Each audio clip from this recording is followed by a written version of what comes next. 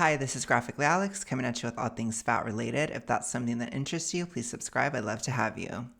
Today, what I want to do is basically go into a Amberlynn Reid video with no context. I just saw the title and I haven't seen it. I just want to see what she says because I haven't seen like a moment of trying to make excuses about eating or whatever in a long time. So I just want to see. I want to refresh the memes, refresh the memory. I probably used to say things like this to a certain extent. I mean, when I used to gain weight and stuff, when I would regain within my toxic ritualistic behaviors, as I call it on this channel. But I want to see what she's going to say. And yeah, let's check in on Amberlynn. I haven't seen her in a long time. So let's go. Hey guys, welcome to a new video. So I'm looking hectic. Why do I have a drink right there? Oh yeah, okay, sorry, my brain just went somewhere else completely. I had this Sprite sitting on my counter and I'm like, what? I don't remember taking that out, but it was literally yesterday because I accidentally dropped it and I was like, can't open that now because then it'll explode. Anyways, sometimes my brain just goes from like here to there to there to here, but I've been feeling like self-conscious with no makeup on. I don't know. It seems like whenever I don't have makeup on, people are just like, damn, you're ugly. And I'm like, okay, thank you. So obviously that makes me feel super self-conscious because I already actually think that. And makeup does make me look better. I know. And when my hair's down and stuff, and when my hair's up like this, people are like, oh, look, the poop bun or the depression bun. And I'm just like, no, I literally just didn't feel like wearing my hair down. It's been hot here in the hundreds, and I will say So it is. Amberlynn, she does this thing where I don't know if it's on purpose, which you guys can let me know what you guys think, but she does this thing where she kind of she's very good at subtly and not so subtly antagonizing her audience all the time. So I guess if I were to talk about my weight gain on this channel, I probably wouldn't antagonize my audience to start with, especially as a weight loss channel. I wouldn't do that. You don't want to set it up that way personally. That's my opinion. I think if you're gonna talk about weight gain, I think if we're on a weight loss journey or if we're on a weight loss channel, I think it's really important to talk about weight gain because it happens, and it's important to be honest and transparent and these kinds of things. If you're going to lose weight publicly, I've done that on this channel. I do mention when I've gone up in weight. For example, I gained about 10 pounds maybe 9 to 10 pounds in November of 2023. I've talked about that plenty. I didn't hide it. I said I was eating tons of calories during that time. I was very, very hungry, and I regained 10 pounds. I say it flat out. I've talked about when I've gained water weight. I gained water weight over December. I gained 20 pounds of water weight. Very, very crazy. But again, I lost almost all of that water weight in January. So I didn't gain 20 pounds in a month and then lose 20 pounds in a month. No, I knew I didn't because I wasn't eating that much. And guess what? The weight that I gained when I was eating a lot in November, it took a while to get it off. It took time because it's slower because it wasn't water. But I'm just honest about it. I'll describe why. I describe what's happening. I describe all of it. And I'm very transparent about it, which I think is important. We need to not be so shaming of people who gain weight when they're losing weight publicly. Now, there are some caveats. Of course, if you're gaining, you're getting all the way back up, and then you're going beyond to a whole other level, that's a little bit different, obviously. But I do think that there is this trend within weight loss channels in general where you're supposed to never, ever, ever gain weight. And that doesn't happen. Sometimes people gain weight. So I think we need to normalize fluctuations in most people. It's common. Now, again, I'm just using Amberlynn Reid as an example. I don't think she's a great example for this. But I can still use this video to further the conversation in terms of public weight loss, which is important in terms of anti-fat activist activism. Okay. So let's continue. And the reason I say that, I'm going to say this first. The reason I say that is because the more people that lose weight publicly, if you can handle it, which again, not everybody can, and don't feel bad if you can't, but the more that do it, the better it is, because then we start to get over this narrative that weight loss is impossible. We start to get over this narrative that nobody loses weight. 95% of diets fail. 50 bajillion people gain all the weight back, and all the statistics, right? If we inundate with examples of people losing weight slowly and sustainably, which luckily has been happening all across the internet lately. There's been a lot of people losing weight recently. I think it's great, which is why we're having a moment where fat acceptance is weakening. However, I don't want to get complacent. Okay, so I'm still going to continue to talk about it. I think we're going in a good direction on this issue. Let's continue. Pulling down, thankfully. So this is literally me just saying, yeah, I get it. I don't look the greatest, but I don't want to stop myself from filming just because I don't feel like wearing makeup, because I do need my face to breathe sometimes, and I really want to start filming more. So this video is obviously about my weight, because so many people are like, Amberlynn, your face is looking a little bit like a moon. Have you stepped on that scale? And I did. I stepped on it over a month ago, and I was at my lowest weight. I was at 467. That was actually after I ended up getting cellulitis. I did not tell you guys that, but I did get cellulitis in my lymphedema leg, which does happen a few times a year, unfortunately. No matter how clean you are, it's really easy to get cellulitis in your lymphedema, especially the first time I ever got it, I was 16. So I'm very prone to it now. And I'm telling you, when I get cellulitis, I get super sick. Like the shivers, I literally can't breathe. I have like 103 temperature. My heart's beating super fast. Like I have bad infection. I'm like puking, can't eat for days on end. Before cellulitis, I think I was a good like 475. So okay. So you need to clarify, because if you can't eat for days on end, then how are you gaining weight, right? So let's see what she says. As far as the illness side, I mean, I tend to believe people who are really, no offense, Amber, but I tend to believe people who are really huge, because there's a lot of health issues. I've been very, very huge myself, not to her level, but at my highest, I was 383, I believe. That was my highest weight I ever got to. And you just feel like crap all the time. So I agree. Like if you feel sick, it's like you feel extremely sick. I know with Amberlynn, there tends to be a trend. I've seen, like, because I watched, what's his name? I watched Mr. Snowflake's documentary on her. So I've seen that kind of trend where every time she has a health issue, it tends to trigger her anxiety, which then tends to trigger the toxic ritualistic behavior, which again, it's an anxiety. It is an anxiety response. So one of Amber's triggers is a health issue. So what I hear when she says that is, I got cellulitis, therefore I started to eat large amounts of food in an anxiety-ridden state. Lost some weight. I always gain weight back super quickly after I have cellulitis. I don't know what it is, but it literally could be because you're eating a lot. That would be the first clue. Could be because you're eating a lot of food that's extremely swelling. You swell a lot. It could be because I believe I've read that when you have an infection, your insulin resistance can go up within an infection. So if you're already very insulin resistant, then you're probably going to be even hungrier. So you're probably going to eat a lot.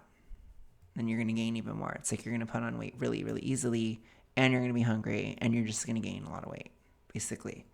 Because remember, no matter what is happening with our bodies, we do not mystically, magically put on weight through osmosis, through the air. That's not how human beings consume.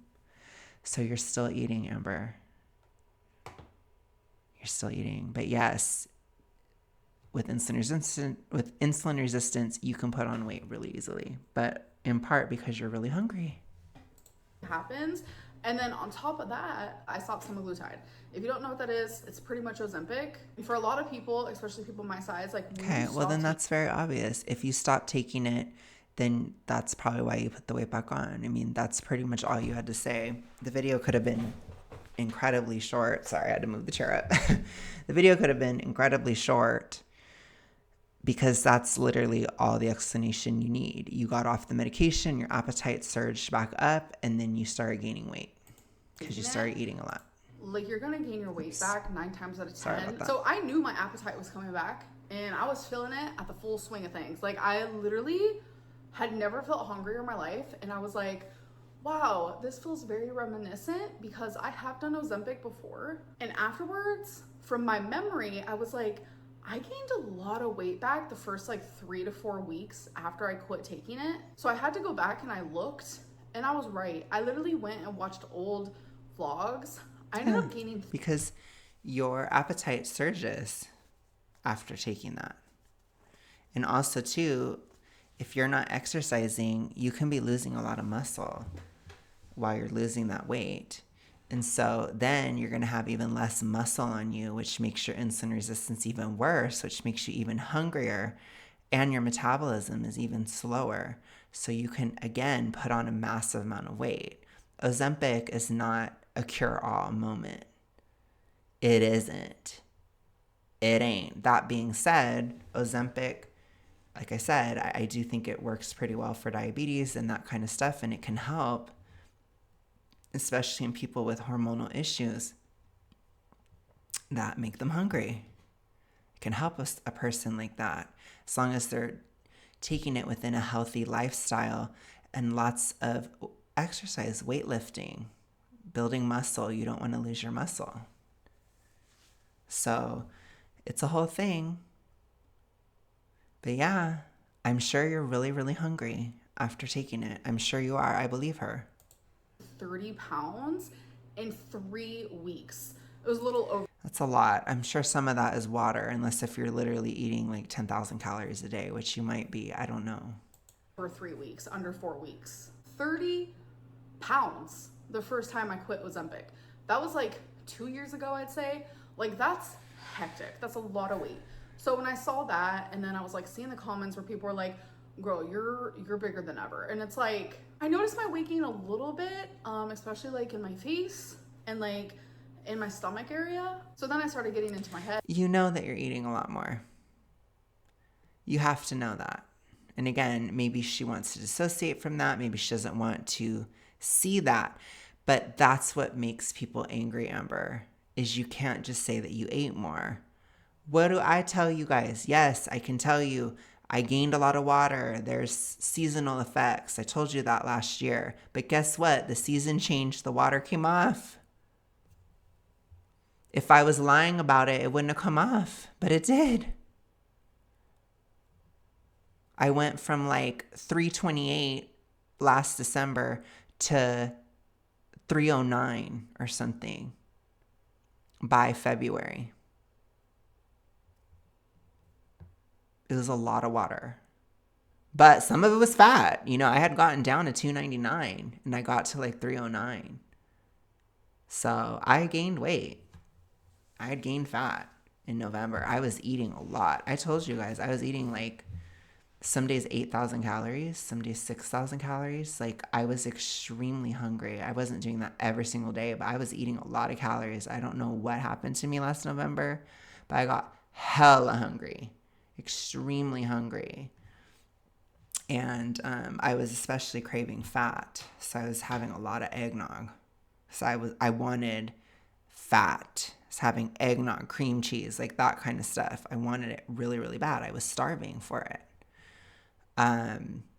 But it did end by December, you know, so it went away. But I'm trying to avoid that this year, obviously. But I'm just saying, I can tell you guys, I ate a lot more. When I tell you guys, oh, I'm in a plateau, what does that mean? It means I'm eating more. It means I'm either eating more or I'm gaining muscle. So if I'm at the gym and I'm plateaued because I'm just eating the amount of calories that I need to eat for a deficit, but I'm staying the same weight, that's because I'm building muscle, which was the case in April, for example. But towards June, I was hungry. So I was eating a bit more, which meant my weight loss slowed down and came to a halt because I was eating more because I was hungry. I tell you guys, wasn't eating drastically much, but I was eating more than my deficit, which meant that I was losing a lot slower, or in some cases, not at all. That being said, I still lost 30 pounds this year. So, still have managed to lose, but I'm just saying, when I say those things, when I say I'm in a plateau, it's because I'm hungry. So I have to eat more because I don't just starve myself. I'm not going to do that.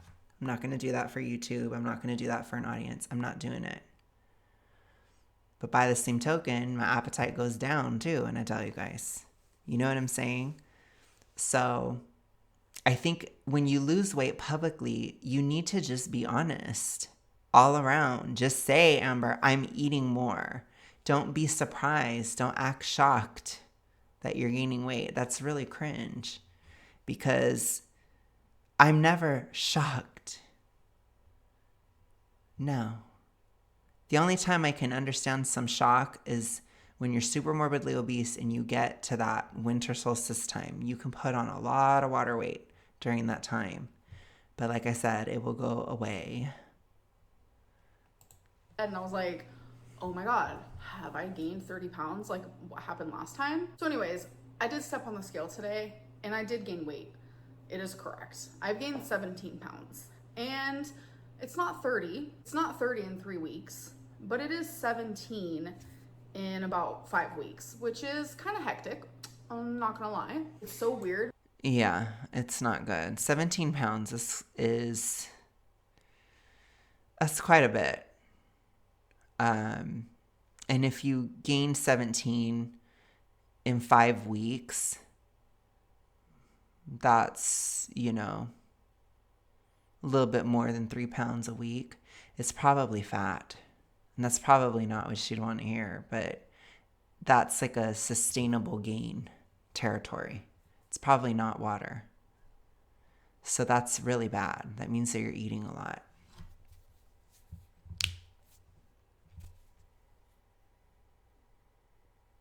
So just say that. Because for you to gain weight, Amber, like you're very, very, very heavy. You have to eat a lot to gain weight. You do. So just be real. Just be real. When I gain weight, it usually is hardcore stored in my legs at first, but for some reason, it's in my face. I don't know. Full moon tonight is definitely happening. I'm not gonna lie to you. So my initial reaction was probably swollen. You're probably eating a lot of fried foods and things like that, or heavily processed foods. So you're swelling. wow, I'm really proud that I didn't actually gain 30 pounds. I only gained 17, but it's You like shouldn't be proud. No. No. I wasn't ashamed or proud that I gained weight in November. I was just like, whatever, it happened. I let you know. Just told you. So you guys don't have to speculate because I tell you. I've gained. I've lost. You see? I just don't report every single gain and loss because it fluctuates all throughout. I just report when I get to the newest low. That's what I do personally. But I am fluctuating most of the time.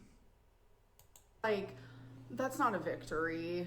It's not. Like I shouldn't have gained weight at all, but like I knew stopping semaglutide deep down it was gonna happen because it happened last time. So I did flirt with the idea of actually going back on semaglutide, but I was like, it wasn't really working. It worked for the first few weeks, not for the second. Like when I doubled my dose, it was like my body was like, nah, we ain't gonna actually have that work anymore. So with semaglutide, which is pretty much Ozempic, You still have to do diet and exercise. I don't know why a lot of people have this idea that you don't have to, but it's very, very stupid. It's irresponsible. it helps with like your appetite when it comes to like down here. Your down here appetite. I'm explaining this for dummies because it's how it had to be explained to me. So it's how I can explain it the best. But there is another weight loss injection, which is Monjuro. The compounded version or off-brand version or whatever it's called starts with a T. I'm not quite remembering it right now, but it helps with the receptors down here, but also in your brain. And that's one I've never done before. So my girlfriend Tommy was like, try that. Like, try that instead, because that is another option. Because I was like, semaglutide's not working. Like, and when I first wanted to quit semaglutide, she was like, don't. Keep going, keep going. My mom was like, don't. Keep going, keep going. And I was like, I'm not gonna listen to anyone but myself. But now that I'm realizing, like, I gained my weight back so fast. That's not what I want for my life. Like, I don't want to gain weight. That's not what I want. I like having better mobility. I like having better stamina. I like being able to move more and be more fluid in my movement.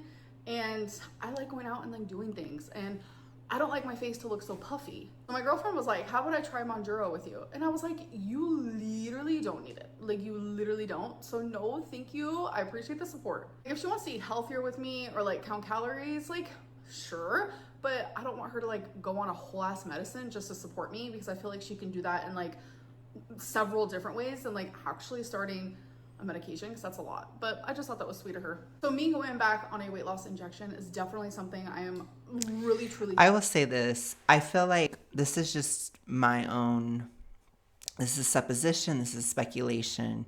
But I feel like in the case of Amberlynn,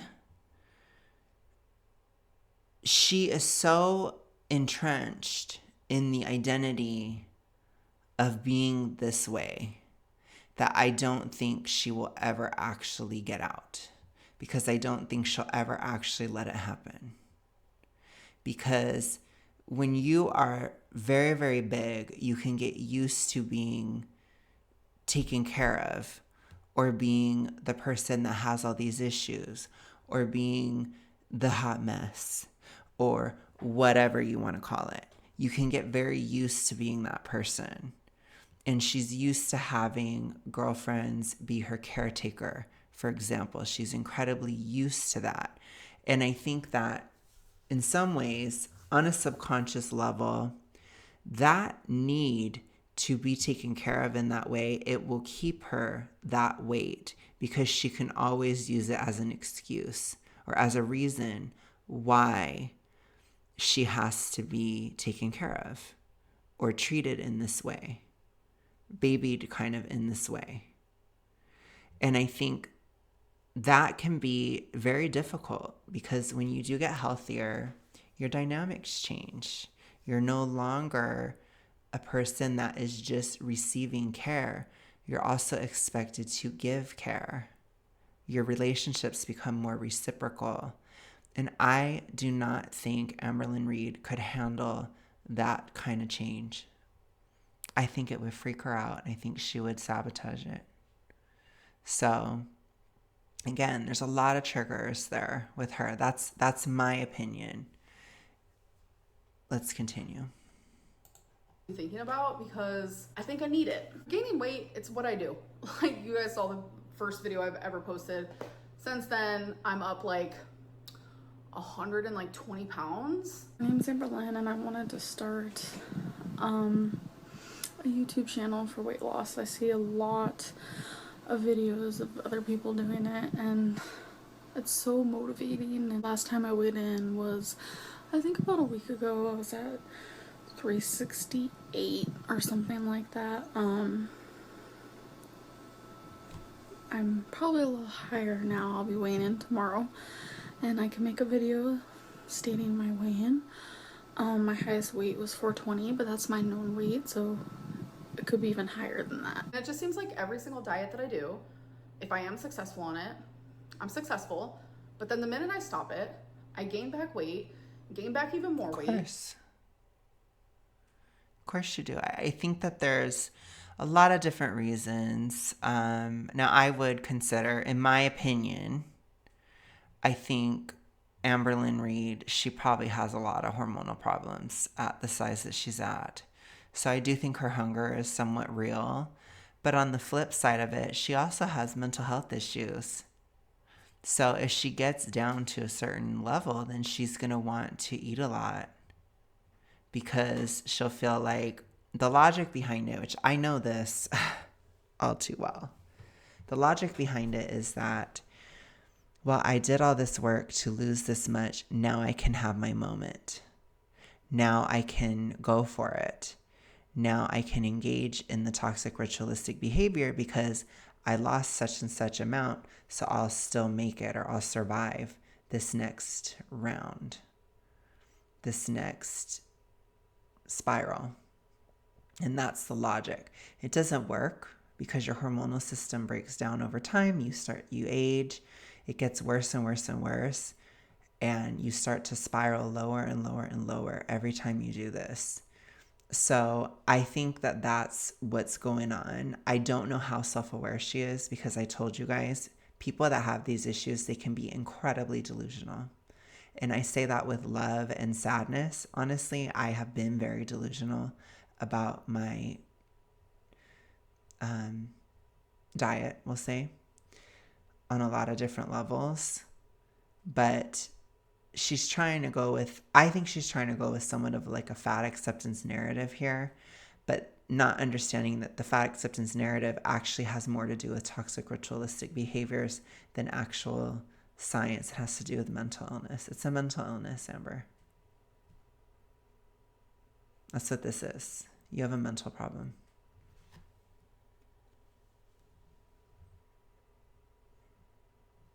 I'm sorry.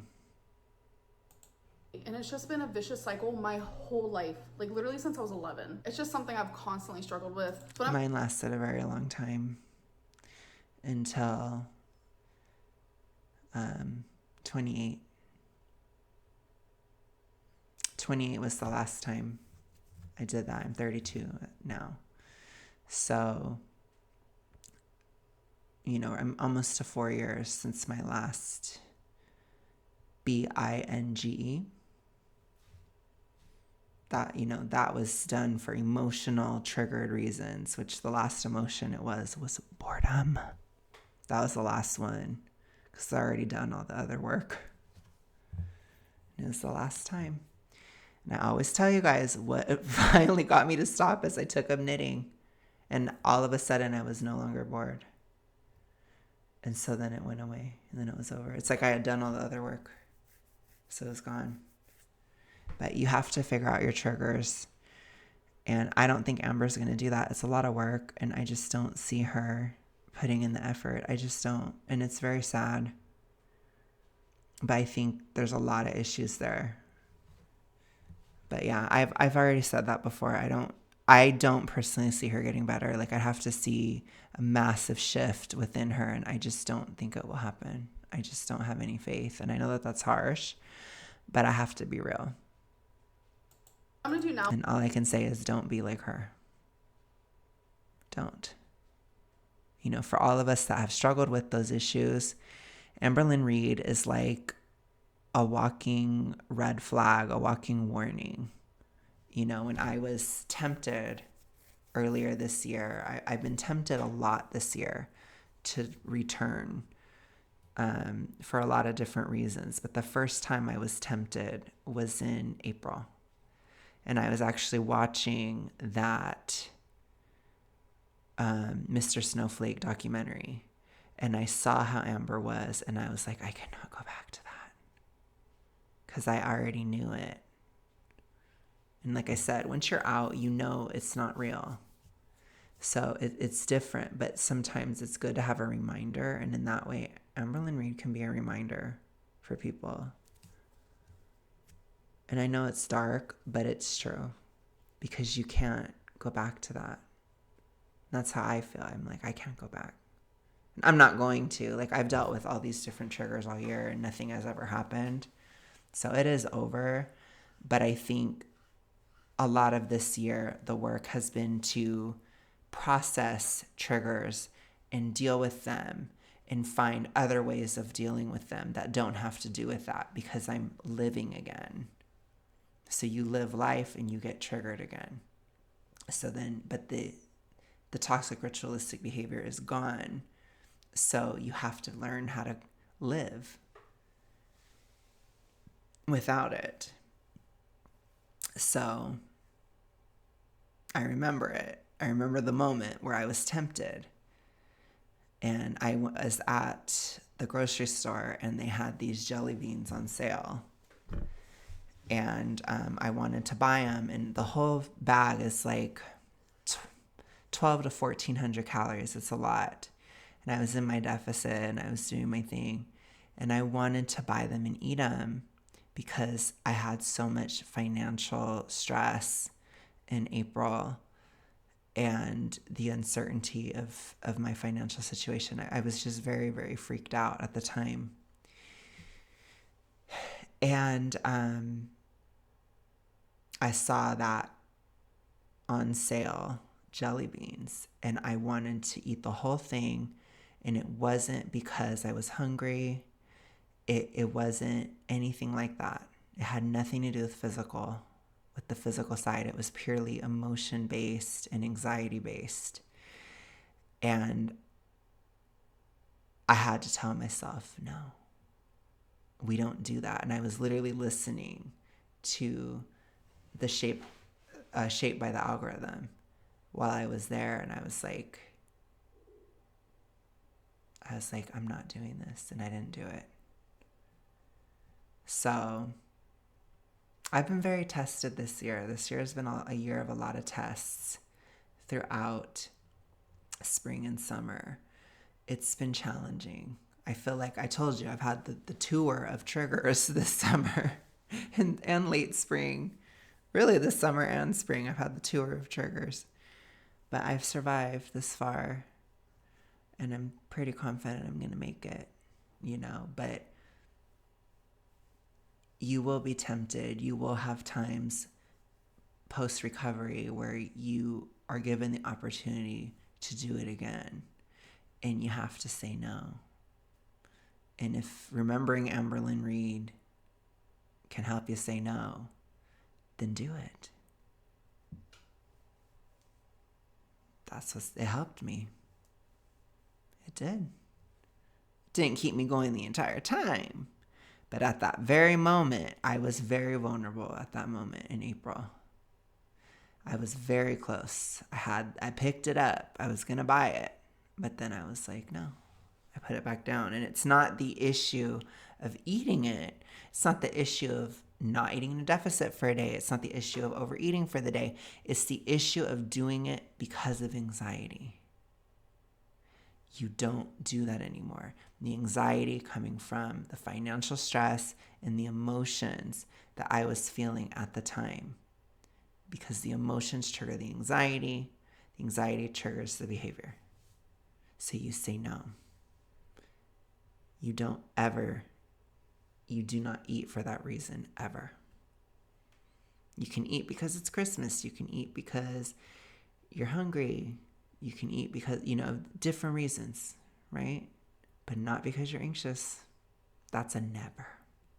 And in my mind, it's a fucking never. Because that is a path to death. That's all I can say. All right, let's see if she has anything else to say.